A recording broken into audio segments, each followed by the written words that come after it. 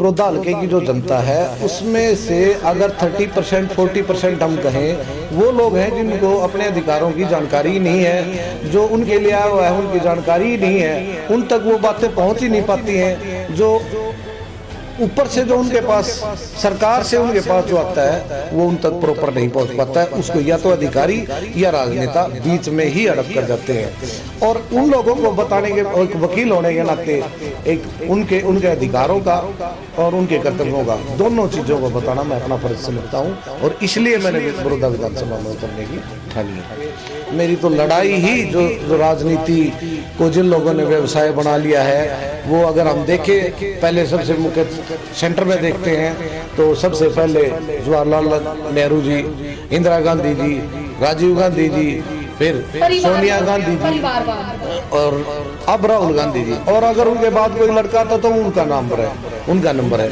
आपकी हमारी हमारे लिए कोई नहीं लड़ रहा है। और अब हरियाणा में देख लीजिए, हरियाणा में दीपेंद्र हुड्डा, उसके बाद अगर कोई उनका लड़का था तो वो उठा। नमस्कार, मैं हूं तपस्या शर्मा। आप इस वक्त देख रहे हैं न्यूज़ 1 हरियाणा। इस वक्त मैं बैठी हूं एक महान शख्स के साथ। महान इसलिए बोल रही हूं कि जब राजनीति की कमान एक एडवोकेसी में यानी कि एक वकीली में आ जाए तो यकीनन एक विश्वास, एक ट्रस्ट बढ़ जाता है आम जनता के बीच, उन लोगों के बीच जो इसका कहीं ना कहीं आज विश्वास रखते हैं इस पेशे का। नमस्कार अगेन सर, कैसे हैं आप? सबसे पहले मैं सभी दर्शकों को धन्यवाद करता हूं, और न्यूज़ 1 हरियाणा का अपने कीमती समय से समय निकालने के लिए उनका आभारी हूं और उनका धन्यवाद करता हूं। एडवोकेट इंदर सिंह जी, जैसा कि मैंने कहा एडवोकेट, आप एक महान वकील रहे हैं। अभी मैंने कुछ ही वक्त पहले हमारी आपसे बात हो रही थी तो आपने मुझे कुछ बताया कि संविधान की कुछ ऐसी जगह हैं, ऐसे कुछ कागजात हैं जहां पर आपकी फ़ोटो लगी है, उसके बारे में जानना चाहूँगी। लेकिन उससे पहले मेरा एक सवाल है, वकीली से ये राजनेता क्यों?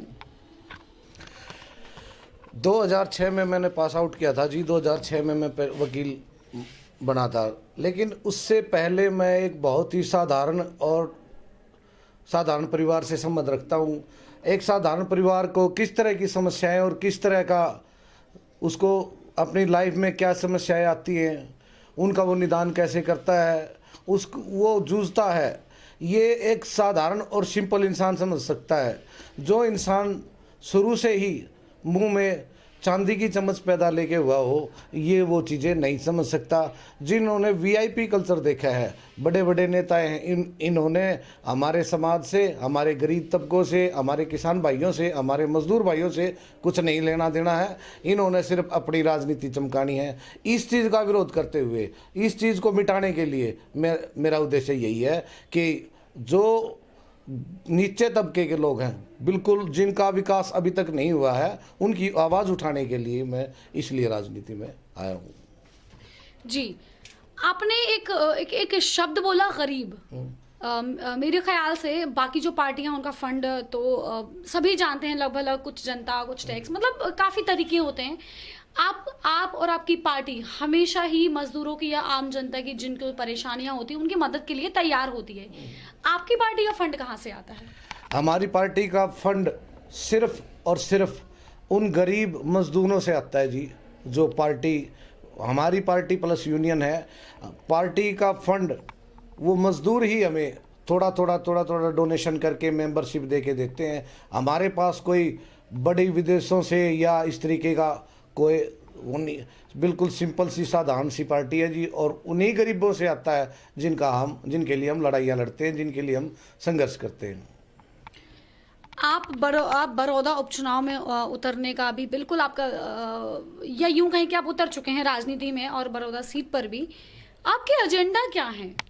किन मुद्दों को लेकर आप आगे चल रहे हैं? किन परेशानियों को आप सुलझाएंगे? सबसे मुख्य मुद्दा है जी रोजगार। अब तक सरकार ने 67 साल हो गए, 67 साल हो चुके हैं, 70 साल हो चुके हैं, लेकिन अभी तक अगर 70 साल से जितना पैसा बड़ौदा हल्के में आया है, अभी तक ऑन रिकॉर्ड ये तैयार हो जाएं सभी सरकारी अफसर और सभी नेता, जिसके टाइम जितनी ग्रांट आई है उसका अगर वो टोटल का टोटल पैसा वो हज़ारों करोड़ों में होगा जी। अब मैं बड़ौदा हल्का के अधिकारियों से और उनके नेताओं से पूछूंगा जी वो पैसा है कहाँ। अगर इतना पैसा वो लगा लेते तो आज बड़ौदा हल्का की ये स्थिति नहीं होती। मेरा मुख्य एजेंडा और मुख्य उद्देश्य रोजगार और जो बड़ौदा विधानसभा के लिए पैसा है उस पैसे का हिसाब लेकर, ये मेरा मुख्य एजेंडा रहेगा। इससे पहले भी कोई चुनाव में आप उतरे हैं या सीधा उपचुनाव में ही आपका पहली बारी शुरू हुई? नहीं, इससे पहले मैंने 2014 में समस्त भारतीय पार्टी से चुनाव लड़ा है जी।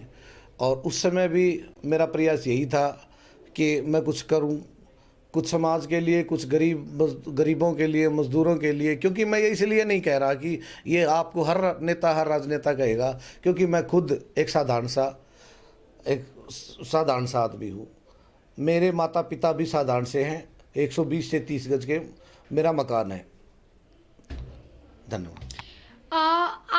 आपने कुछ बातें तो आपने बहुत ऐसी बोली जिसमें मुझे बहुत सारे सवाल उभर कर आते हैं कि समाज के लिए क्या आप किन किन चीज़ों को लेकर लड़ रहे हैं। एक सवाल एज एन वकील, एक वकील के तौर पर आपके सामने भी समाज की बहुत सारी ऐसी समस्याएं आई होंगी जो अब हर देश में तो चलो हैं ही, जिस सीट पर बड़ौदा हल्का में आप खड़े हैं वहां पर भी हैं। वकील तौर पर आप क्या कहना चाहेंगे, किस तरह की समस्याएं ज्यादा लोगों की होती हैं, उनका समाधान नहीं हो पाता? ये बहुत ही मुख्य क्वेश्चन है आपका। हमारी जो बड़ौदा हल्के की जो जनता है उसमें से अगर 30% 40% हम कहें, वो लोग हैं जिनको अपने अधिकारों की जानकारी ही नहीं है, जो उनके लिए आया हुआ है उनकी जानकारी ही नहीं है, उन तक वो बातें पहुंच ही नहीं पाती हैं।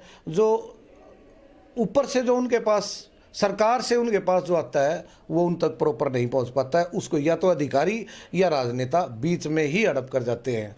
और उन लोगों को बताने के, एक वकील होने के नाते, एक उनके अधिकारों का और उनके कर्तव्यों का, दोनों चीज़ों को बताना मैं अपना फर्ज समझता हूँ। और इसलिए मैंने बड़ौदा विधानसभा में उतरने की ठानी है। उम्मीद है आपने जो चीज़ें बोली हैं, जो बातें बोली हैं, ये जुमले ना हो, कम से कम ये वादे हैं। और जो बोली है वाकई एक आम जनता की यही सच्चाई है, यही चीज़ें मैं चाहती हूँ हमारे चैनल के माध्यम से या जो हम आज बातचीत हुई इसके माध्यम से लोगों तक पहुँचे। कुछ बातें जो आपने बोली उसकी बातों से सिर्फ एक चीज नजर आती है कि आप सेवा करना चाहते हैं। तो अक्सर लोग क्या करते हैं, बड़ी राजनीति का हम देखते हैं विपक्ष में जो बाकी पार्टियां लड़ रही हैं, चाहे वो हरियाणा से उसकी एक हिस्ट्री रही है या फिर बाकी जगहों से हमारे देश में व्यवसाय बन जाता है। तो आपका क्या, व्यवसाय या सेवा? जी, व्यवसाय तो हम इसको बिल्कुल भी, मैं व्यवसाय के बिल्कुल खिलाफ हूँ। व्यवसाय बिल्कुल भी नहीं कह सकते। मेरी तो लड़ाई ही जो राजनीति को जिन लोगों ने व्यवसाय बना लिया है, वो अगर हम देखें, पहले सबसे मुख्य सेंटर में देखते हैं तो सबसे पहले जवाहरलाल नेहरू जी, इंदिरा गांधी जी, राजीव गांधी जी, फिर सोनिया गांधी जी, और अब राहुल गांधी जी। और अगर उनके बाद कोई लड़का था तो वो उनका नंबर है। आपकी हमारे लिए कोई नहीं लड़ रहा है। और अब हरियाणा में देख ला जी, हरियाणा में भूपेंद्र हुड्डा, दीपेंद्र हुड्डा, उसके बाद अगर कोई उनका लड़का आता तो वो हुड्डा। आपको और साधारण समाज को और गरीब को, मजदूर को कोई मौका नहीं है, किसी तरीके का कोई नहीं है। इन्होंने लोकतंत्र को लोकतंत्र नहीं जी, राजतंत्र बना रखा है। दूसरी पार्टी को ले लीजिए, इनेलो को ले लीजिए आप, उसमें भी चौधरी देवीलाल, चौधरी ओम प्रकाश चौटाला जी, अभय जी, दिग्विजय जी। ये मतलब मैं एक आपके इस मंच के माध्यम से पूछना चाहता हूँ कि ये क्या है जी? इन्होंने कोई फैक्ट्री नहीं लगानी है, इन्होंने कोई काम अपने चलाना नहीं है, इन्होंने सिर्फ राजनीति करनी है।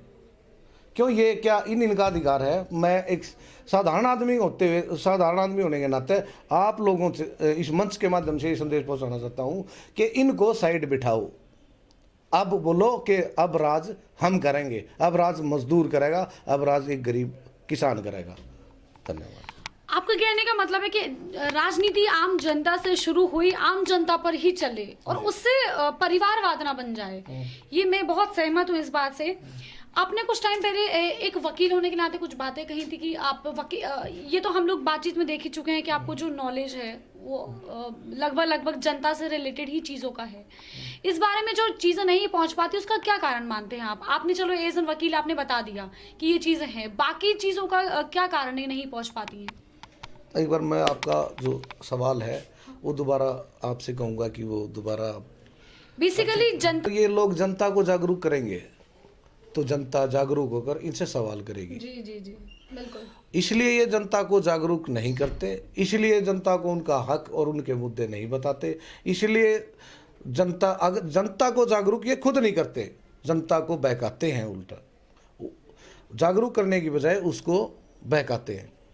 जागरूक होगी तो सवाल पूछेगी, सवाल पूछेगी तो सत्ता से सरकार जाएगी, सत्ता से सरकार, यही है ना? बिल्कुल जी, बिल्कुल। ओके, तो आखिर में एक बात मैं आपसे पूछना चाहूंगी कि अगर आपको जनता चुने, वैसे तो हमने बहुत सारी चीजें ऐसी जानी कि जो वाकई आपको जनता को चुनना चाहिए, लेकिन अगर आपको चुने तो क्यों?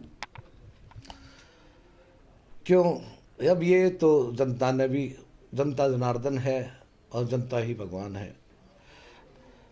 जनता के अगर अपना राज लेके आना चाहती है, जनता अगर अपने हकों की लड़ाई लड़ना चाहती है, तो जनता को जनता का ही प्रतिनिधि चुनना चाहिए, ना कि पैसे का प्रतिनिधि, ना कि प्रभावशाली व्यक्तित्व का। पर अगर जनता को अपना राज लेके आना है तो जनता ने अपने बीच का ही एक आदमी भेजना होगा।